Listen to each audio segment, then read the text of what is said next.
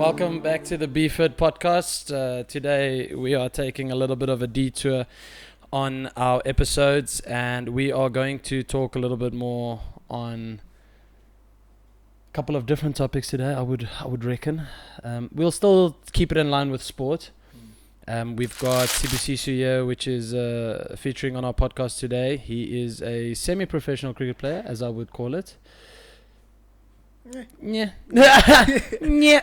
Amateur. he wouldn't claim that, but I think if you look at the teams he's played for and where he's played, you can definitely say that. And he is heading on his way to the UK soon. So I think that's a couple of interesting things that we can mention and talk about past experiences. Yeah. I really want to dive into that and get to know the life in England. Yeah. Was it England, Scotland, or Wales? England, Liverpool. England, oh. Liverpool, man. Liverpool is Scousers. Yeah. Oh, nice, man. So we're going to dive into that a little bit today. We're going to uncover a little bit of detail regarding the life there and the life of a cricket player, and also the life of a cricket player in South Africa.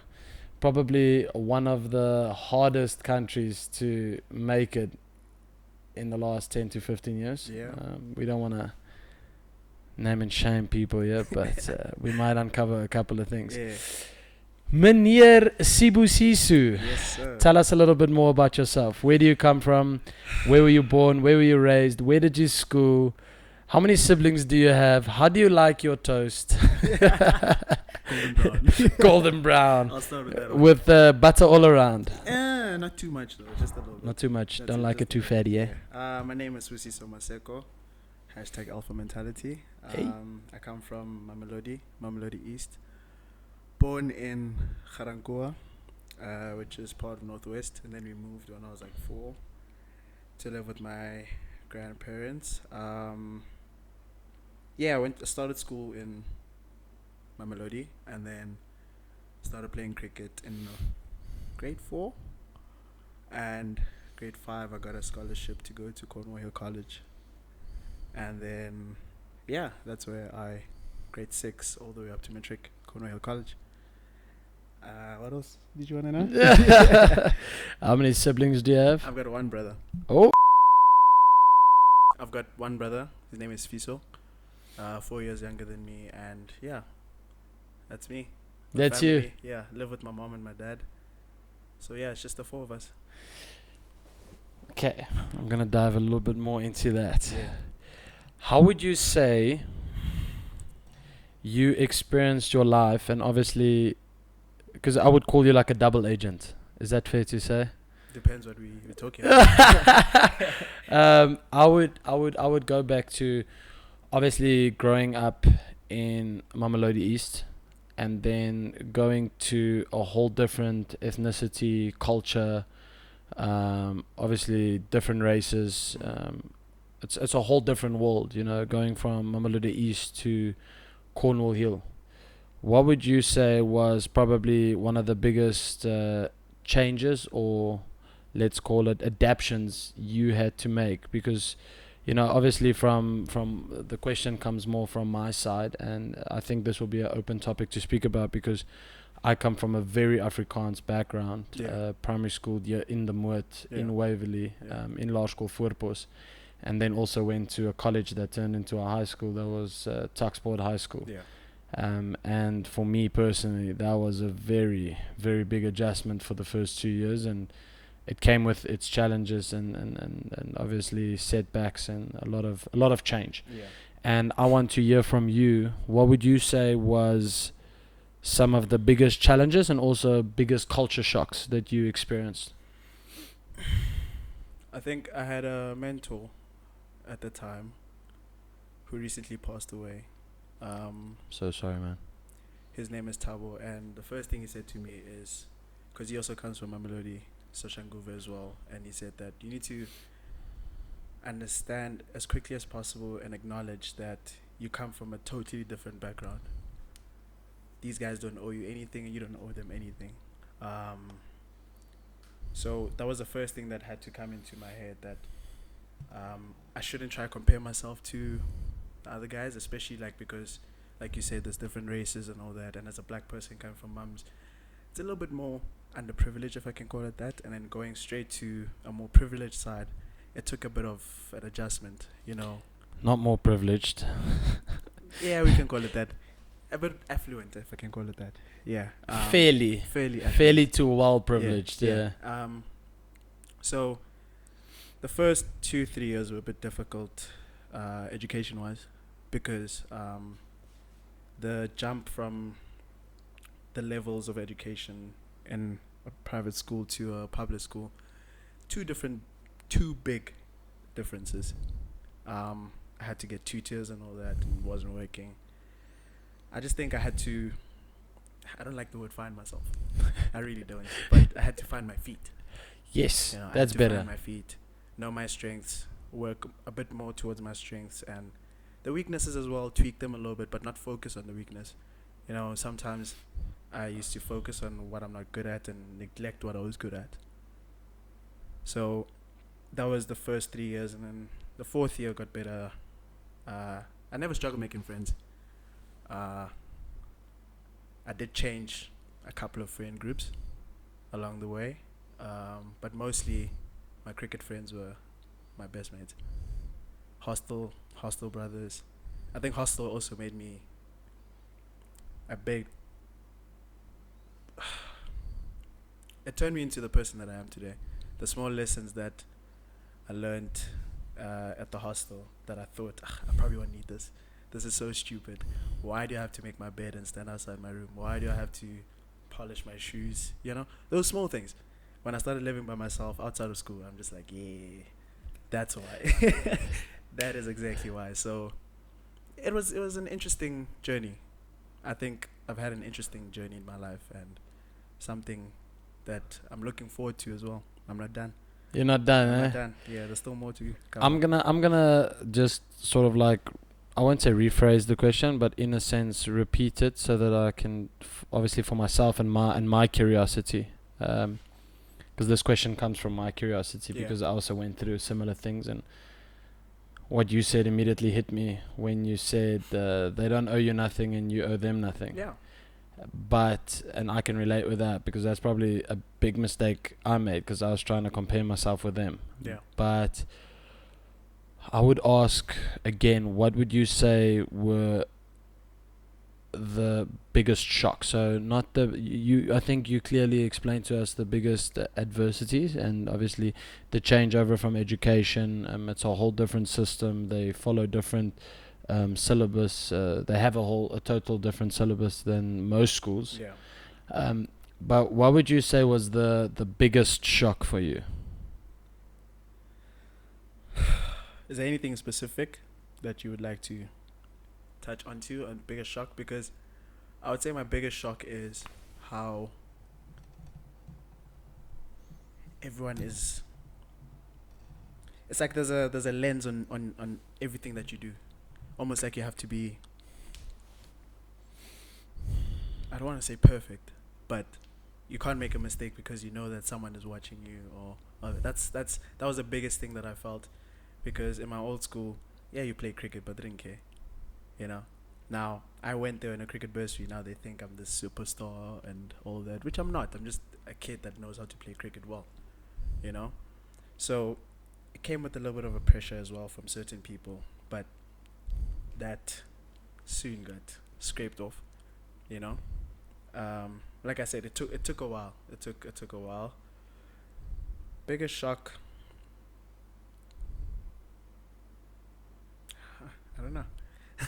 It's such a vague question. It is a vague for me. question. Yeah, it's such a vague 100%. question. Yeah, that, but you that's see, that's why I asked if there's a certain thing that you no, want me no, to no, no. There's no specific thing I want to speak about. You know, for me, I think it's always just trying to understand where people come from and their mindsets, and you know, it's exactly the reason for this podcast. You know, is to dive into sports and sports people, and you know, sport definitely changed your life. big time, bro. It had a very big effect on you, and I think still today. I mean, you wouldn't have been able to go to the UK if it wasn't for your cricket, which is amazing. I mean, it opens a lot of doors for you, taught you a lot, it got you the opportunity to be in a hostel, you said all these things. So for me, these questions purely come out of curiosity and to find out how people experienced it, and what shocked them, what excited them, Yeah. what was their adversities and all that.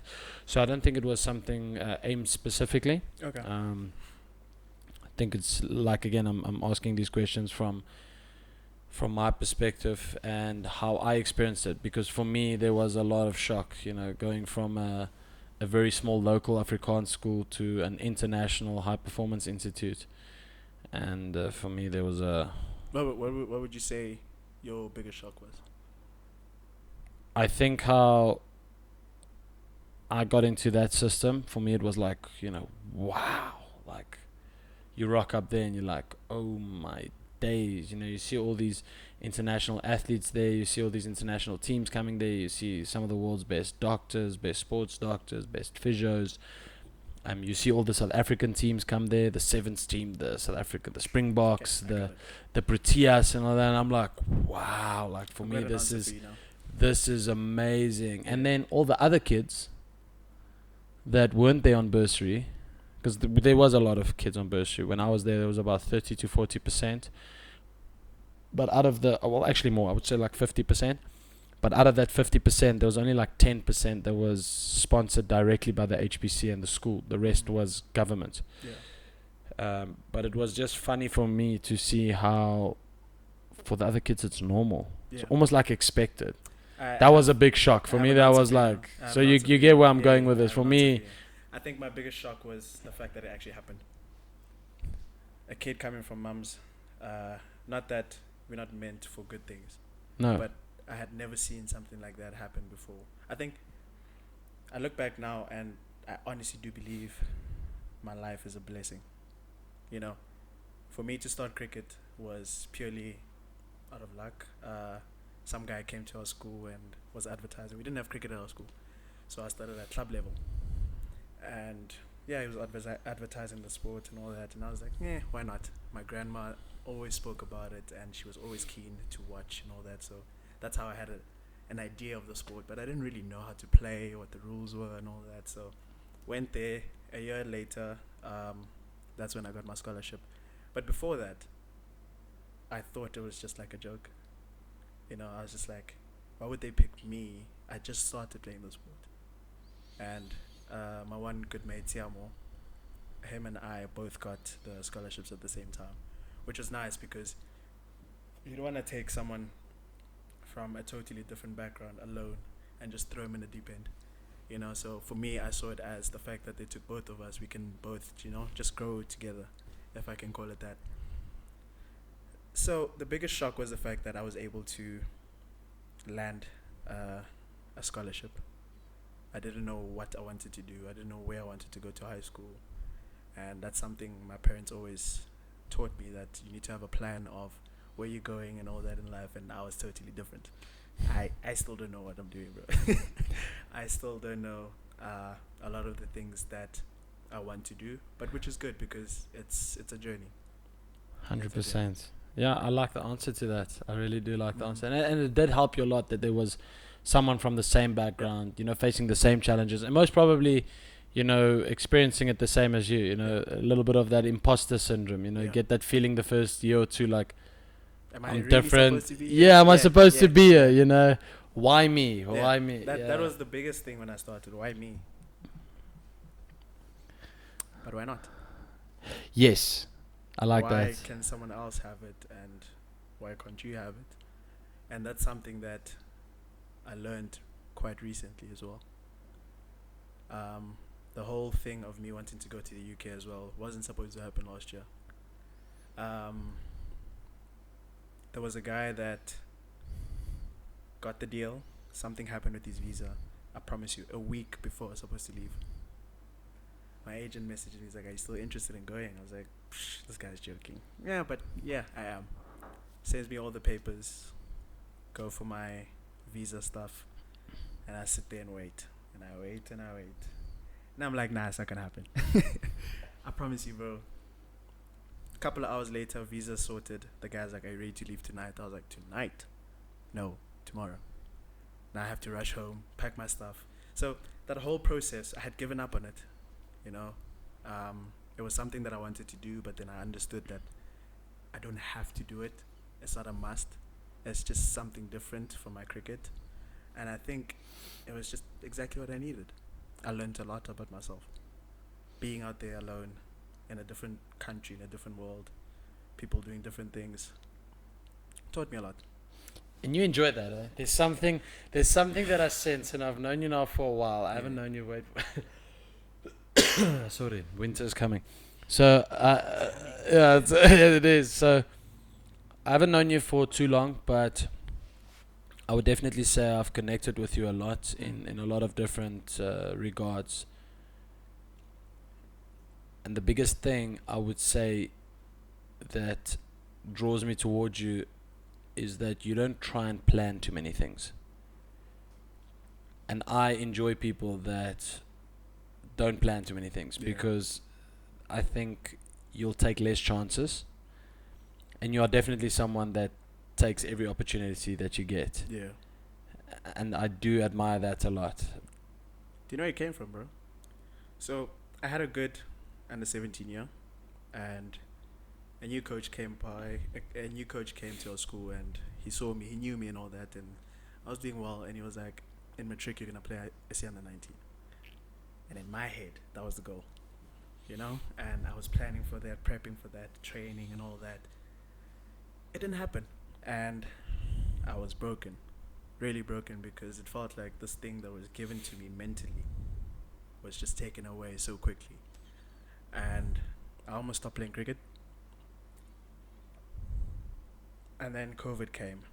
I think that whole break, that's when I got to become a bit more mentally stronger, in a sense of knowing that just because I'm training hard for something doesn't mean that it has to happen.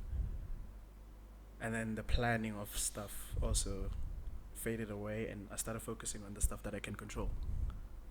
I can control how I eat, I can control how I train, I can control how I sleep. Those are the things that do matter. And it's like the process, You're Yes. trusting in something that you don't see, but you're trusting the process, believing that it's gonna happen. So, yeah, that's where also my whole alpha mentality is fortified from as well. Tell us a bit more about alpha mentality. Tell us give us a little bit of background, what the goal is, what the inspiration is behind it, and also... The goal is to keep going. I like that, but The what goal- what is it that you want to install into people through that? That's a good question. Okay, let me give you a whole background of the whole alpha mentality. At first, it was just a catchphrase, if I can call it that. Just something cool that I can find. And I started it off as Bagheera mentality or something like that. Coming from, the movie Jungle Book? Yeah. That panther, the Black Panther, Yeah. Bagheera. I like that character a lot, so I tried to put all of that together. And as I kept on working on it, alpha mentality came through, because I really enjoyed what the word alpha meant for me. And it's like a leader, a strong person and all that. And it's the whole alpha mentality comes from the things that I do that I don't really want to do, but I know I have to do them. It's easy to get motivation, but motivation is easy to get, but also easy to lose. Yeah. So that is not my form of motivation. And it doesn't last. It doesn't last, It's more of my discipline factor that I feed off from. I know that if I'm chilling like this and I feel like I'm not doing anything, alpha mentality comes through. Okay, once I do that, On Alec movie, Chris Williamson, right? And he asks him, what is the three... So it's like the three common denominators of all hyper successful people. Not successful people, hyper successful people. So that will count as people being successful in 4 or more things. So that will be people that are super successful in relationships, super successful in business, super successful in health, and super successful in giving back. And then more going on, creating, evolving, managing, directing, whatever the case may be. and I might say it wrong now, but there were two things. There was three things, but the two I can remember was they all feel that they are meant to be better. They all feel like they won't feel they are better than other people. He sort of sums it up like that, but I don't think he gives it right. But they all feel that they are meant for more than the average person. Yeah. They have that feeling that, listen, I'm meant for more. Yeah. But then also one of the three things, which is the last one, is they are driven by insecurities. That's deep. That they'll never be good enough. And that is exactly what drives them to be good enough. Because they grew up. So because remember, from the ages, me too. No, I'm here. I am going with my head. I feel like that first every week. I feel like that every fucking day, bro. What are you talking about every week? So, from the age 1 to 16, right? Or 0 to 16. Since you're born till 16, your brain basically gets fully developed. Yeah. So whatever happened in that period of time, and you know, if you look at most of these hyper successful people, they also had a little bit of a scarred upbringing, had a bit of a different upbringing and stuff like that, where, you know, maybe an absent father figure or abusive household or whatever the case may be. And you can't like undo that. So you grow up and continue living with always feeling that you're not good enough. Yeah. And those people can also not take compliments. And I'm one of those. I'll 100%, I won't call myself a hyper successful person, but I can definitely say that I am 100% driven by insecurities. Yeah, me too, bro. That's why I used to think that cricket was the only thing that I want to do. But the past couple of years, I found myself wanting to learn outside of cricket and see how I can bring it into my cricket, if that makes sense. Yes, 100%. So right now I'm at a phase where I think I mentioned it to you a couple of weeks ago. My warrior phase. I want to be a warrior. There's a saying that Joe Rogan says, you want to rather be a warrior at war. You'd rather be a war. You'd rather be a warrior in the garden than a gardener in the war. So yeah. I heard that. That's Bruce Lee as well. I heard that a while ago, but I didn't know what it meant. And now, I still don't know what it means, but I want to do it. I want to become that warrior. Do you understand? You know what's the saying behind it, or the reasoning behind it is, people ask you, why do you want to become a warrior if there's no war? And that's where the saying comes, I'd rather be a warrior in the garden than a garden in the war. Stay ready so you don't have to get ready. But that also is the philosophy of, if you are the warrior in the garden, you'll always be ready for any single thing. Whether you need to pluck out 1 million trees, plant new trees, whether people invade the garden and you need to fend them off, whatever the case may be, your garden will always be looked after. And it means you won't be used 99% of the times. But when 1% catastrophe hits, you're ready and you can handle it and you can overcome it and you can learn from it. As to being the gardener that just waters and walks around. And now you have war. You're not ready. You're screwed. That whole garden will collapse. Yeah. Amen. Yeah. One bomb in that garden in the war, but you're just a gardener. Gone. Your garden's screwed. I think the phase that I'm at right now is the warrior phase. I'm trying to be stronger, harder. And the only way I can do that right now, from what I'm thinking of, is I started doing kickboxing. Oh yeah. That has been interesting, brother. You know when you watch these guys fight, you're like, nah, that's easy. Until you actually train that shit, and you're like, So it's been an interesting journey, but I'm enjoying it. You know, I'm learning more about myself. I'm learning more about my body, and yeah, I'm just enjoying the process. Yeah, bro, that is something. I think that phase of becoming a warrior, I think the alpha mentality and what that sort of, like you said, the alter ego that you are creating for yourself is definitely a way into becoming more stoic, you know, becoming more resilient, and I think that's what you need in any form of battle, you know, whether it is a battle with yourself, your emotions, whatever the case may be. you know, a real strong human being can. People will say these hard people, you know, these really tough stoic people, they don't feel emotion. That is the biggest lie ever. They know how to deal with them. You don't deal with them. Okay. You learn how to separate yourself from your emotion. So it's that whole thing of become still and know. It's the knowing that I'm God. And the knowing of God means I won't know everything, but the feeling, you know, the heart deceits. The heart lies, the mind keeps you on the straight and narrow.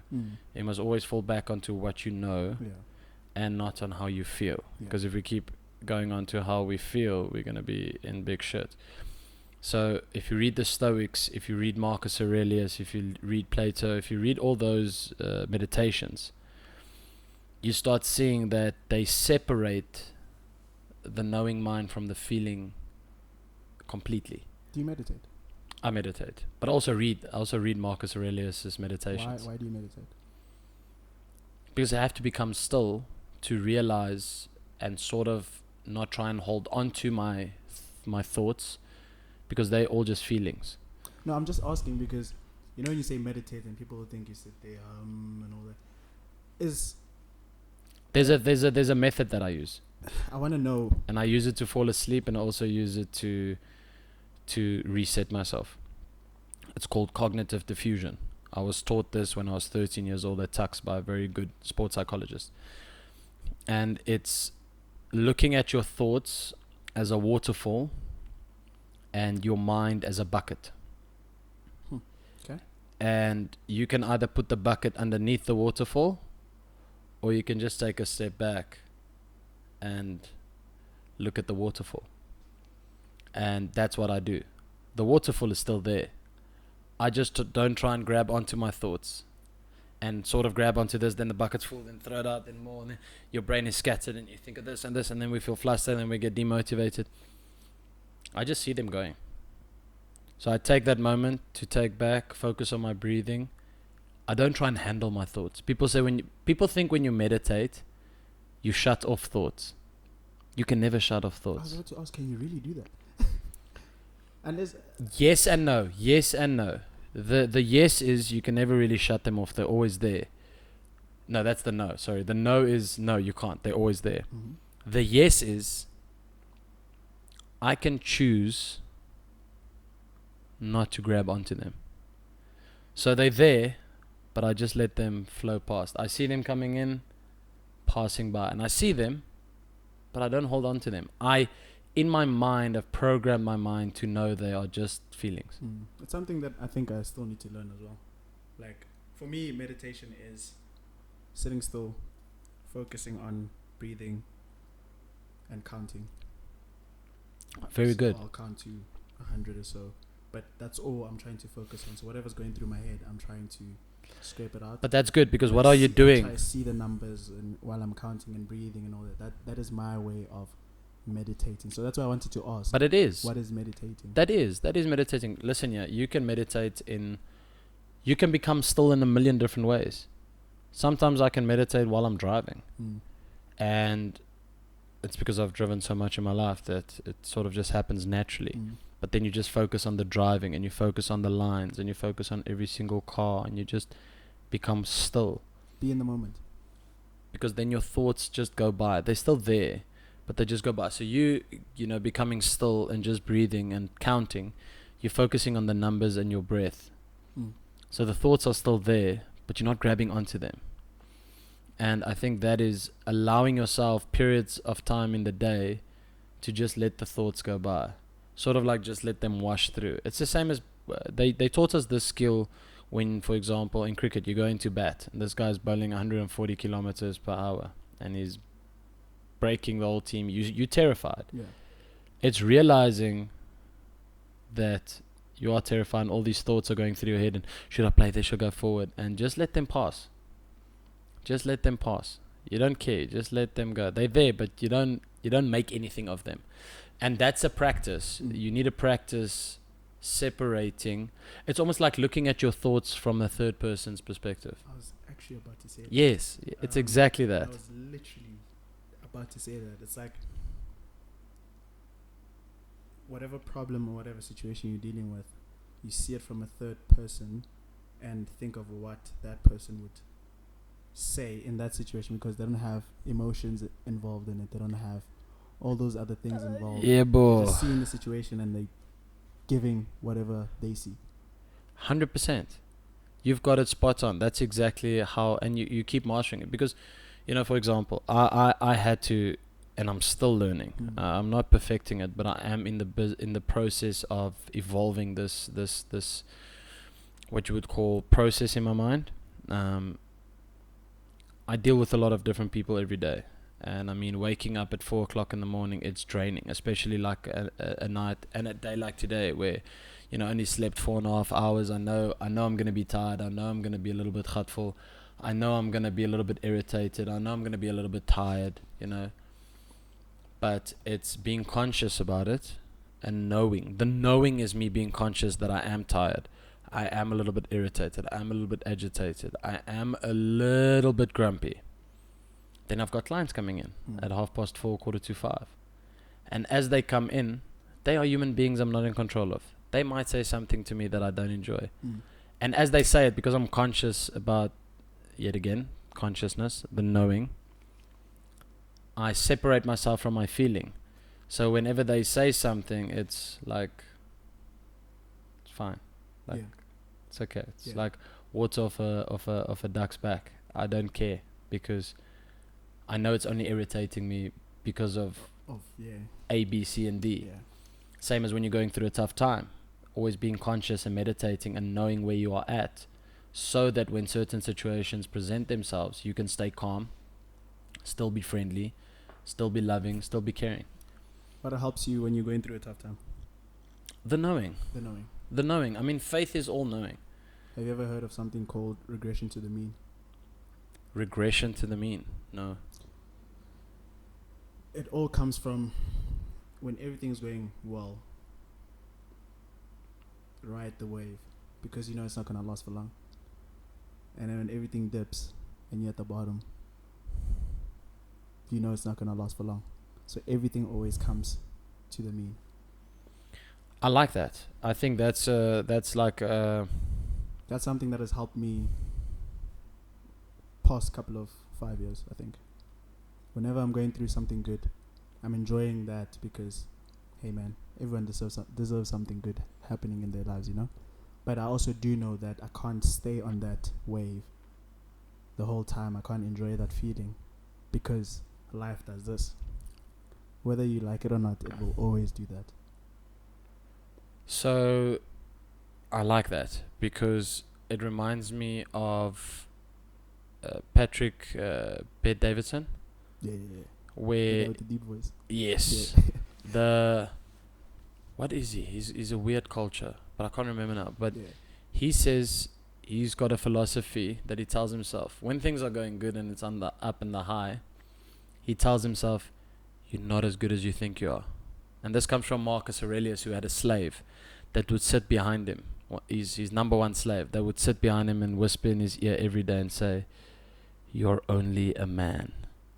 And when it's going good, he'll tell himself that when it's going good and up and everything's going well, he'll tell himself, "You're not as good as you think you are." And when it's going bad, he tells himself, "You're not as bad as you think you are." And that takes you back to, it's basically the same philosophy. It takes you back to the mean. So that when you're up on that high, you don't build expectations for yourself that it's going to last forever. You know that I need to pull myself back and just enjoy it and know it's not going to last and take it in and learn from it or experience it. Of course. And when it's going bad, tell yourself you're not as bad as you think you are. And yet again, learn from it and take it all in. So it's a very good way to come back to the mean. It's a very easy way to come back to the mean. Because I think what happens is when we get that high, we think it's going to last forever.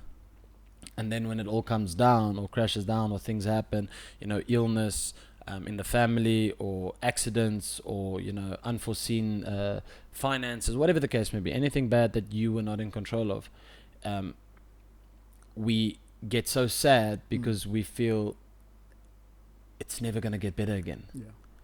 And then we sorrow because we're just longing for, and everyone's like, I just want to get back to where I was, but you'll never get back to where you were. You'll get better. Yeah. You'll be in a better place Yeah. if you allow yourself in that negative to realize and know that I'm not as bad as I think I am. Would you say that people should still enjoy that wave when they're up though?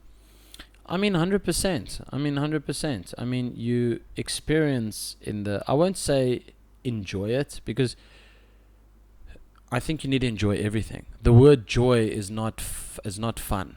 There's a very big difference between having fun, being happy, and experiencing joy.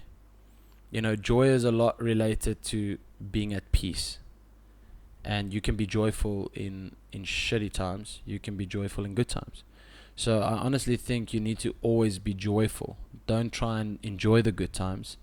But I think a thing that you said is ride it and experience it, and, you know, sort of be on the lookout, and not like, oh, when is this going to end? You know, oh, it's going to end. Yeah, it's that's going what to I end. was heading to. Like, Yes. No. I think when we say it like that, some people may see it as, because you're going through that wave, now I'm waiting for the end. You know, maybe the end is not now. No, but that's the thing. If we get carried away by the ups, we get carried away by when it's going good and everything's working out.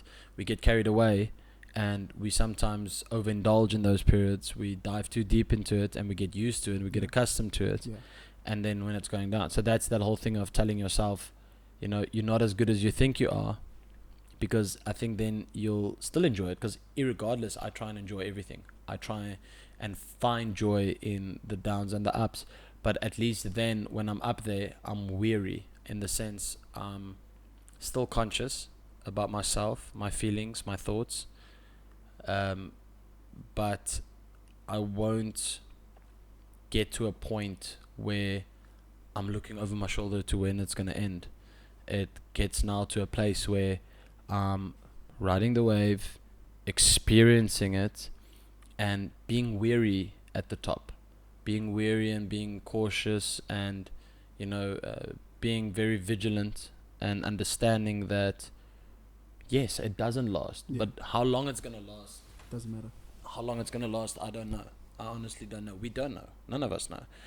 But I think that wave sort of, it's like this, but it's going on a trajectory like that. So the ups, but they keep getting smaller and smaller, but it's still a higher. Yeah. It's still higher. So the valleys get smaller, the peaks get higher. So the valleys. We got a visitor. Katisha, can you quickly get that for me, please? We got a visitor. So the highs do get a lot higher, and the lows do get a lot lower. Because we are learning and we're facing those challenges and taking the best out of everything. Yeah. But it's definitely a way for me to. There's a book also, number one New York Times for about 3-4 years, Peaks and Valleys. And it's about when you're in the valley, learning from the valley, gathering a lot of resources in the valley, so that when you go to the peak, you can survive there longer. Yeah. And for me, there's no real right or wrong answer, but we don't want to milk the highs too much and then suffer longer in the lows. And maybe we do have to. That's what I'm saying, is maybe a bit contradicting and philosophical, but maybe we have to learn. Yeah. You know, it's the whole thing of should have, would have, could have. We learn from our past, and then we're trying to give experience and guidance forward. But I think at the end of the day, it's just trying to tell people that it is going to happen. Those things are real. You are going to feel like that. And that goes back to the knowing. Because when you know, it's a lot better. As to something eating you like a nut poop, you know. We just spoke about it. It can't eat you like a nut poop, bro. It can't. Yeah. It's almost like understanding the 2 points of it is what it is and it is what it was. And you said that to me, and that stuck with me. It is what it was. You don't always have to, like, especially when you're at that low, I want to get back to that high. It was that at the time. It is what it is now. Deal with what's going on now, and then whatever will come, will come. Amen.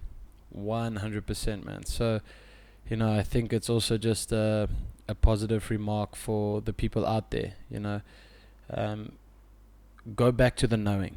Yeah. Go back to what you know. Yeah. If there's been ups, it's not your first up, and it's not your last up. Definitely. And if you've been through downs, it's not your first down, and it's not your last down. And the knowing makes it a lot better because, failing to prepare is preparing to fail. And it's the same as what I use as cognitive diffusion. I know my thoughts are going to be there. I know when I haven't slept well, there are going to be more thoughts. So then I have to be more conscious, and then I need to understand that I'm going to have to diffuse them more. Yeah. And when I've slept well and it's going good, there are less thoughts, but the mindset stays the same. Yeah. I don't try and hold on to them. When they're going good, I also just let them pass. When it's bad, I also just let them pass, because we all think about 1,000 I think it's 10,000 thoughts a minute or something like that. 1,000 or 10,000 thoughts a minute. Yeah, it's something crazy. So That's mad. yeah, I mean, our brains fire overtime all the time, and if we're gonna be stuck in our thoughts and stuff, why do you think they always say it when athletes and performances go wrong? People say you are overthinking it. Of course, because you can't process if you are hanging on to every single thought. But when you go into the knowing and going back to the question you asked me, how do I deal and cope in tough times? It's the knowing. I know this is not going to last. I know this shapes me. I know if I stay strong in the tough times, I will get or become better. I'll become stronger. I'll become fitter. What you said is acknowledging that you are in a tough time. 100%. Don't try fight it. Don't try, the same way as when you're also having a good riding the wave, if I can call it that. You acknowledge the fact that, okay, things are going well now, so let's just keep going. It's like take advantage of when things are going well, because when it's not, you're going to need all the stuff that you took from when it was going well to build you back up. 100%, man. But it's also taking advantage of the lows. Nothing on earth will teach you as much as the low points in your life. That L, bro. Nothing. Like when Tabiso asked me what is the number one thing I learned from sport, and I said learning how to lose. 100%. We all have to learn how to lose. Yeah. If we learn how to lose, we learn how to dust ourselves off. We learn how to not fully demoralize ourselves because we made a mistake. We are human. We acknowledge that we can learn from it. We acknowledge that we can come back stronger. We certainly acknowledge that it's not fatal. Yeah. Because a lot of times people think it's fatal. It's the end. It's never gonna get better again. It's done. It's gone. Gone. Yeah, and that creates depression. That creates anxiety. But yet again, people have to go through those stages where they go through the lows and think it's the end, to see that when they come out of it, that it's not. And I think yet again, this message is set out to every single viewer and people that see this, and whether this goes on Instagram, YouTube, Spotify, wherever, any single platform, and people that do see this, whether it be a reel, a short, a full podcast, highlights, or whatever the case may be, to reach out. That's why the BFIT community is there. That's why we've started this, and to interact and to engage, and for people to share their thoughts and open up. I think that's the biggest mistake we do, is we don't acknowledge, we don't speak, we don't share. Don't go and share this with everyone, but maybe share it with yourself. Write it down, take time to meditate, realize, acknowledge. Just do a little bit of introspection and also reflecting. I think a lot of times when we share, we're basically just reflecting. A good friend is a good mirror. He's basically just not hiding the truth from you. He's mirroring what you are feeling and is exposing the truth to you. And on top of that, never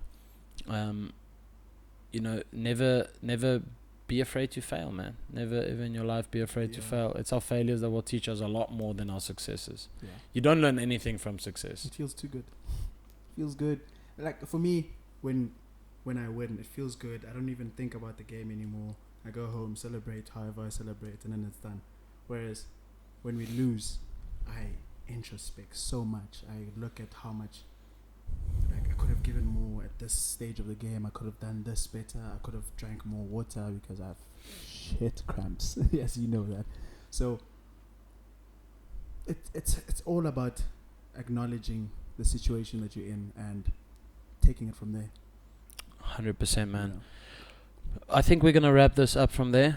I appreciate your time so much. Thank you for coming through. Yeah. We wish you all the best in your journey for your second year in England. Yeah. Go smash them. I'm Go excited. have an awesome time. Yeah. Work hard.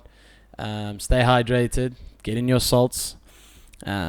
Sleep well, and we'll still be in communication and in contact with you, as you'll still be a part of this whole journey. Yeah. As you guys know, now you can put a face to it. One of the guys working behind the scenes of BFIT Podcast and also the BFIT community. He's the one making all the funny videos and the entertainment. So if you guys see, hit a like, subscribe, share. Please share the message, share these good words of wisdom. Guys that have come from different backgrounds, people that have had a lot of adversity, people that have really faced. All this is not coming from people that haven't faced any adversity or any struggles in their life. Every single person that we are getting on this podcast, whether it's a interrupted episode, whether it's part of the sport, whether it's more in detail, every single person here has gone through a lot of adversity, a lot of struggle, a lot of setbacks, a lot of change. And this is really something you guys can learn from. This is really something that you guys can relate to, and this is all from the heart. There's no real prepping going into this. Is really sincerely from the heart, and we want to help. We want to get people to understand that and listen to the conversation and how it changes and how it flows, to realize there's no real right and wrong in life. There's no real set way, but there's certain principles that you guys can take and learn from and take out of this and help you evolve your life and your processes and help you to become more disciplined with yourself and more loving and more caring. And yet again, very big thanks and good luck to the season overseas. Thank you. And we can't wait to have you back, man. Yes, sir. Thank you, brother.